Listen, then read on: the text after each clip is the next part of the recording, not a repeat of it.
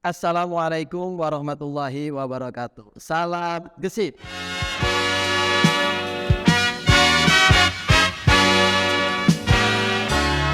Perkenalkan, nama saya Zainur Iksan. Saya sebagai host di segmen kali ini. Seperti biasa, kita kedatangan tamu yang spesial. Kali ini tamunya nggak kalah spesial dari segmen-segmen sebelumnya. Fun facts-nya ini, beliau juga salah satu dari alumni SMA Telkom Sekar Kemuning, Cirebon. Dan sekarang beliau menjadi pengurus Pondok Pesantren Bait Tamyiz Indramayu. Langsung saja kita panggil Kak Zain Al-Fatih.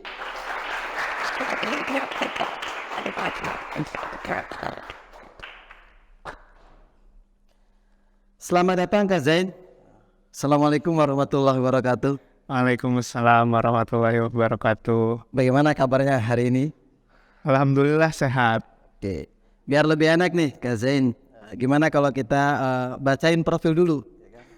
Biar Kak Zain, biar Fire itu tahu bahwa siapa Kak Zain itu. Nah, Kak Zain ini memiliki profil, dia dulu pernah menjadi ketua OSIS di SMA Telkom Sekar Kemuning, kemudian hafiz 30 juz, dan sekarang menjadi pengurus atau pengajar di Pondok Pesantren Bait Tamyiz Indramayu. Kakak kan dulu nih alumni SMA sini ya. Dan langsung bertanya nih ya. Kalau boleh tahu kakak ini angkatan keberapa? Dulu itu angkatan ke-12. Angkatan ke-12. Jadi masuk ke sini SMA kelas 1 tuh angkatan ke-12. Waktu dulu nih kakak nih masih di sini. Guru siapa saja yang paling kakak ingat? Ada Umi Maya, ada Pak Jay sendiri, terus ada Umi Dian, ada Pak Agus, ada banyak nih pokoknya kayak yang sekarang masih ingat. Oh masih ingat. Kalau masih ingat apa sebutkan aja. Tadi udah Pak Agus, Pak Jay, Umi Maya, Umi Dian, terus dulu tuh guru fisikanya Umi Dewinta, terus guru biologinya Pak Majid, Inggrisnya Mr. Jeff, terus pernah Mr. Habil juga, terus ada Umi Retno juga, pokoknya banyak ya. Oke.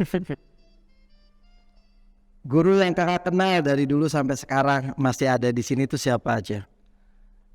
Pastinya ada Pak J dong. Oh ya, terima kasih ya. Pak J ini guru matematika dulu, dari dulu sampai sekarang alhamdulillah masih di sini. Matematika. Terus ada Umi Maya. Kalau Umi Maya sekarang kepala sekolah ya? Ya, kebetulan Umi Maya Widiawati sekarang menjadi kepala sekolah SMA Telkom Sekar Kemuning. Itu Umi Maya guru apa? Kimia dong. Guru kimia, ya. Terus habis itu ada Umi Dian masih di sini juga ya Pak ya? Umi Dian masih di sini ya. Umi Dian ngajar bahasa Indonesia. Terus habis itu Pak Agus masih di sini. Pak Agus juga masih di sini. Masih ya. Jadi guru asrama. Jadi guru pondok pesantren. Betul. Pak Agus guru apa itu? Pak Agus tuh guru PAI sama bahasa Arab. Sama waktu itu tuh jadi wali asrama 3 tahun. Cuma waktu itu masuknya saya duluan daripada Pak Agus. Oh jadi Kak Zain dulu bersekolah di sini, baru Pak Agus menjadi guru baru mungkin ya? Karena tanpa Kak Zain. Oke. Oh ya, pas kakak baru datang ke sini nih, barusan tadi tuh ya kan? Pasti ada suatu hal yang berubah atau yang berbeda. Nah coba kesan pertama setelah menjadi alumni kemudian datang kembali ke sini tuh, yang berubah itu apa? Dari nama sekolahnya berubah banget.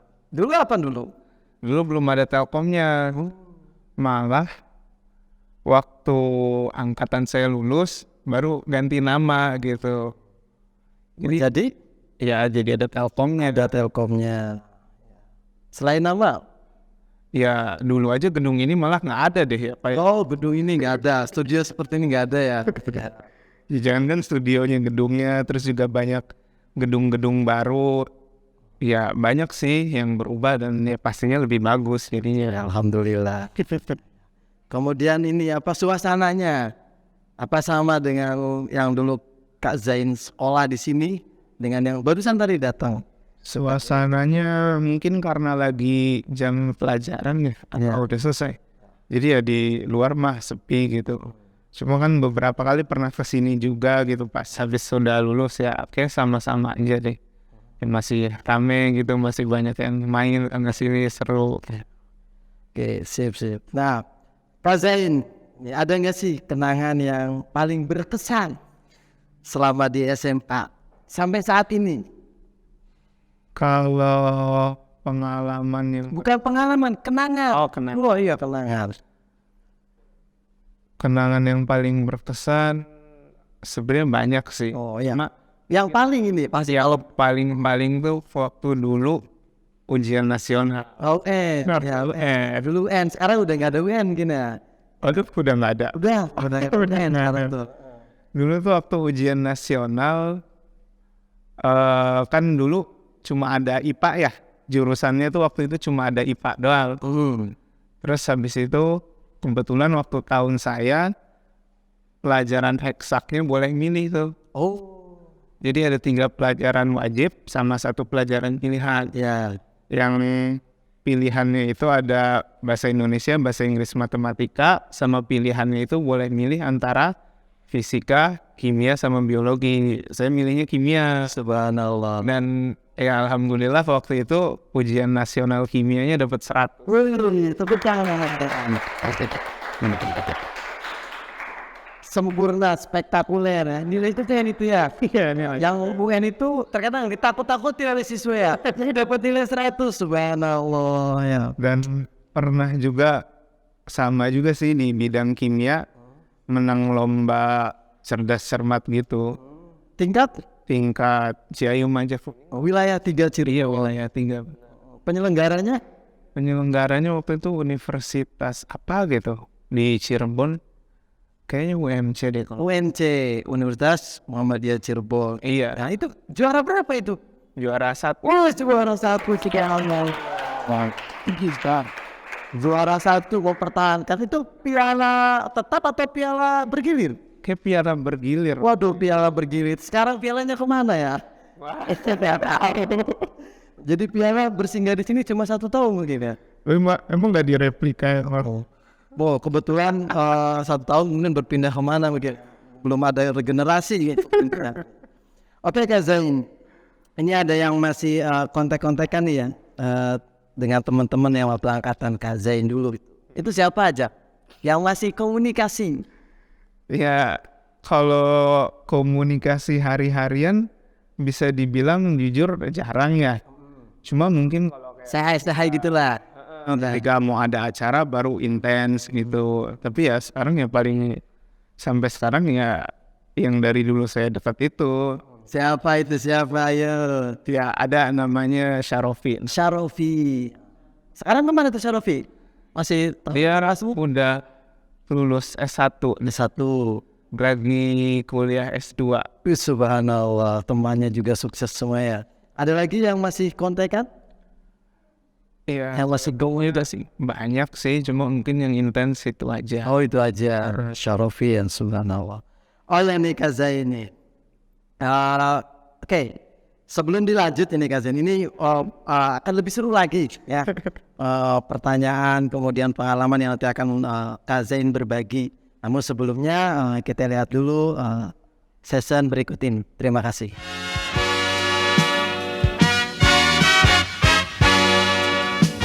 Ya, kita kembali lagi ke segmen kedua yang pastinya akan lebih seru lagi ya, bertukar pengalaman ya, berbincang-bincang dengan Kak Zain ini. Kita kembali ya Kak Zain ya. Oke, Pak. Nih, Kak Zain ini kan ketika SMA di sini, kemudian pondok pesantren juga di sini, itu kan sudah hafal juz atau 30 juz. Ya. Itu hafalnya dari kapan itu Kak Zain? Jadi kalau ngafal Quran sendiri itu tuh udah mulai dari SD kelas 1. SD kelas 1. Iya benar. Oh enggak. Luar biasa. Jadi waktu SD kelas 1 itu emang kan SD-nya dulu di Jakarta nih. Di sekolah ini emang sekolah SD buat ngafal Quran. Sampai ke SMP kelas 8 sekolahnya sama, namanya SD SMP Azhari Islamic School Lebak Bulus. Terus waktu kelas 3 SMP baru saya pindah ke Indramayu gitu. Jadi dari SD kelas 1 sampai SMP kelas 2 itu alhamdulillah udah nyelesain 26 juz. Subhanallah. Jadi masuk ke sini udah punya hafalan Quran 26 juz. Terus waktu di sini ada kayak programming gitu. Alhamdulillah nyelesain 4 juznya. Jadi selesai 30 juz gitu. Saya 30 juz selesai SMA juga. Di Apa sebelum juga? waktu itu di SMA. Oh, di SMA selesai. Oke, subhanallah ya. Selesai 30 juz. Nah, kalau boleh tahu nih, ya, keluh kesahnya apa saja nih selama menghafal gitu. Istilahnya, keluh kesahnya tuh. Biar nanti berbagi dengan siswa-siswi yang saat ini di SMA Telkom Sekar Kemuning karena kebetulan program tahfiz juga berlanjut. Nah, keluh kesahnya.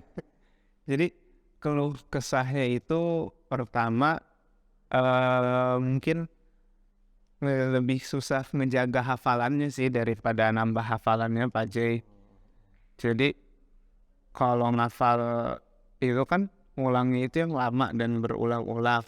Kalau nambahnya mah kayak sejam 1 halaman juga dapat gitu. Cuma kan untuk menjaga hafalannya itu yang sulit gitu, harus ya istiqomah setiap hari murojaah gitu. Cuma ya enak mah enak gitu loh.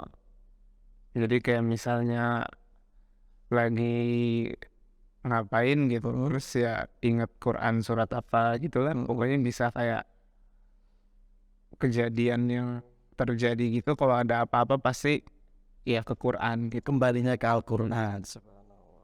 Nah nih, kalau boleh tahu nih, tips dan triknya nih Kak Zain, biar konsisten dalam menghafal selama 3 tahun di sini. Kalau mungkin target daripada sekolah 3 tahun tuh 3 juz ya. Nah sekarang Kak Zain 3 tahun di SMA 4 juz. Ya berarti kan plus Pak kan. Nah itu pasti ada tips dan triknya untuk konsisten dalam menghafal tuh seperti apa? Jadi waktu itu tuh 4 juz itu di waktu SMA, sebenarnya bukan di sekolah sininya. Jadi waktu itu lagi liburan, kalau nggak salah liburan semester. Oh, liburan semester. Jadi liburan semester ada kayak program karantina tahfiz gitu 2 minggu. Dan alhamdulillah dalam waktu 2 minggu itu berhasil nambah 4 juz sama murojaah 5 juz. Subhanallah. Jadi 2 minggu itu alhamdulillah setoran 9 juz. Tepuk tangan. Berarti ini berbedanya ya. Waktu liburan dibuat untuk program yang sangat bermanfaat, yaitu program karantina tahfiz. Luar biasa. Jadi liburan bukan ke tempat-tempat yang liburan ya Kak Zain ya. Subhanallah. Mudah-mudahan bisa diikuti oleh siswa-siswa yang lain di sini ya Kak Zain ya. Amin. Oke. Nah nih, dengar-dengar nih Kak Zain itu kuliah ini ya. Iya. Kuliah. Nah itu kuliahnya jurusan apa kalau boleh tahu? Kalau kuliah, jadi pertama saya itu lulus SMA 2018. Ya. Tapi baru masuk kuliahnya itu 2021. Jadi ada gap year 3 tahun. Terus juga kan kebetulan di rumah ada pondok pesantren. Jadi ya kegiatannya di situ aja. Aktivitas sehari-harinya sampai sekarang di rumah aja gitu. Untuk kuliahnya sendiri ngambil jurusannya data science. Data? Science data. Oh, saya data. Itu di universitas? Jadi ada universitas baru yang 100% online gitu Pak J, namanya UICI, Universitas Insan Cita Indonesia. Itu juga waktu saya daftar, saya benar-benar angkatan pertama sih. Subhanallah. Angkatan pertama di kampus tersebut ya. Dan itu benar-benar online 100%. Iya benar-benar online 100%. Karena kan milih kuliah di situ biar nggak ninggalin pondok di rumah gitu. Jadi sambil kuliah, sambil ya di pondok juga ngurus-ngurus segala macam. Oh iya. Jadi apa tugas di pondok masih jalan juga kuliah juga jalan. Itu masih istilahnya tidak kaku atau tidak untuk mengatur jadwalnya. Iya, pinter-pinter ngatur waktu aja sih Mbak Jay. Soalnya kan kalau sama kayak di sini kan pesantren kan anak-anaknya dari pagi sampai malam 24 jam gitu. Jadi ya bener-bener harus ngatur waktu aja, waktu di hari libur ngerjain tugas kuliahnya, belajarnya gitu. Jadi mengatur waktu untuk memanage antara tugas di pondok pesantren dengan tugas di kuliah. Iya, oke. Bahkan lucunya kan Lucu ada lucunya. iya ada lucunya. kuliah itu kan 100% online. Ya, ya. Jadi fleksibel banget nih. Jadi saya bener-bener 1 semester ngumpulin semua tugas buat 1 bulan terakhir. 1 semester 6 bulan. Dikumpulkan dalam 1 bulan. Wajar kalau nilai kimianya 100 ya. Ya, kuliah 6 bulan itu dikerjakan dalam 1 bulan. Itu bisa Ya alhamdulillah bisa kejar gitu. dikejar. Kemudian nilainya. Nilai ya masih bagus lah. Subhanallah. Komdo berarti ya.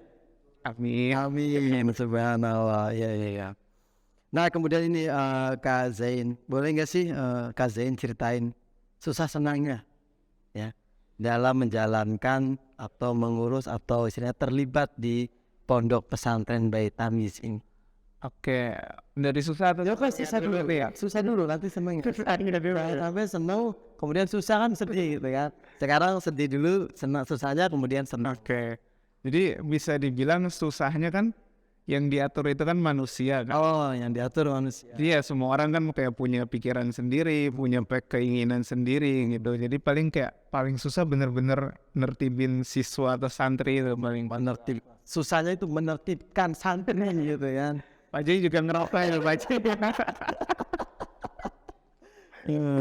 Ya. Akhirnya sama-sama merasakan nyaman, kan saya agar menjadi lebih baik. Itu untuk susahnya. Nah, kalau senangnya?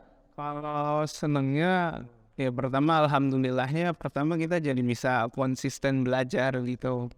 Karena kita ada di istilahnya di lingkungan pendidikan, jadinya kita tetap belajar terus-terusan. Udah gitu juga alhamdulillah dapat kesempatan kenal sama banyak orang yang hebat juga gitu. Salah satunya? Banyak banget sih. Oh ya, yang istilahnya yang terkenal banget. Jadi di pesantren Bait Tamyiz itu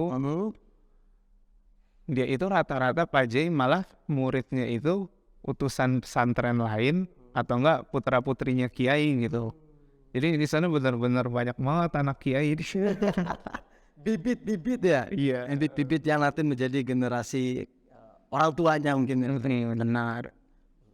Salah satunya Ada Kiai Darul Quran naruh anaknya, terus Kiai yang di Cirebon ada Bina Insan tuh. Bina Insan Mulia itu naruh anaknya sekarang ada 2. bukan naruh mungkin ya, belajarnya gitu. Iya. Kalau nanti banget marah itu bahasanya banget ya, mungkin kayak menitipkan, ya menitipkan anaknya itu kan. Dan anaknya, terus juga Kiai Darul Quran juga nitipin anak-anaknya, terus banyak lagi sih. Itu mungkin 2 pesantren yang paling terkenal putra anak daripada pengurus pesantrennya dititipkan atau menimba pendidikan di pondok pesantren Bait Tamyiz. Berarti Kak Zain ini mendidik, mengajarkan, kemudian dia membimbing bibit-bibit yang nantinya akan meneruskan orang tuanya ya di pondok. Karena di pesantren Bait Tamyiz pun siapapun yang belajar di situ bakal bisa ngajarin ulang gitu. Jadi benar-benar utusan pesantren yang dikirim ke pesantren Bait Tamyiz ya ketika pulang juga bakal ngajar metode tamyiz lagi. Metode tamyiz tersebut ketika sudah mahir kemudian dinyatakan diijazah oleh Bait Tamyiz, maka silahkan mengajarkan. Itu salah satu keberkahan daripada ilmu ya Kak Zain ya. Nah ini nih cerita-cerita tentang Bait Tamyiz ini ya.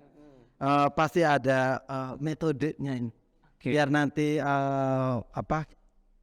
pemirsa atau rekan-rekan tahu tentang metode tamyiz. Itu tolong dijelaskan sedikit lah tentang metode tamyiz. Jadi metode Bait Tamyiz itu Pak Jai metode untuk nerjemahin Al-Quran sama baca kitab kuning. Kebetulan pengarangnya Abah, ya asal sendiri gitu. Oh, pengarangnya. Jadi ketika kita belajar itu nanti kita bisa nerjemahin Quran, baca kitab kuning, nahwu sorofnya juga gampang gitu. Nah terus di Tamis juga jadi ada tingkatan-tingkatannya. Seperti apa tingkatannya?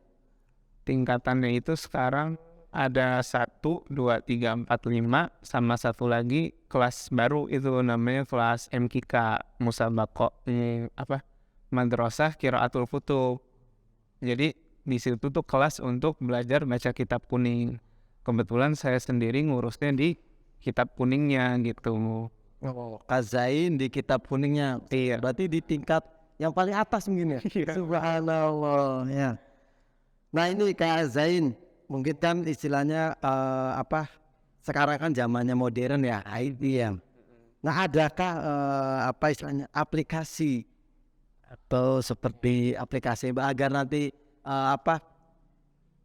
siswa-siswi atau orang-orang milenial sekarang gitu kan bergantung istilahnya dengan gadget gitu kan. Nah biar tidak susah mempelajari yang namanya tamyiz itu, apakah ada aplikasi? Untuk itu kita lagi pengembangan. Jadi insya Allah setelah ini kita bakal ada tamyiz yang online. Selama ini masih udah ada program tamyiz online, tapi itu yang ngurus bukan kita gitu. Jadi yang ngurus salah satu alumni juga. Jadi alumni diperdayakan ya untuk istilahnya belajar tamyiz online. Jadi alumninya itu punya inisiatif, saya bikin kelas online aja gitu.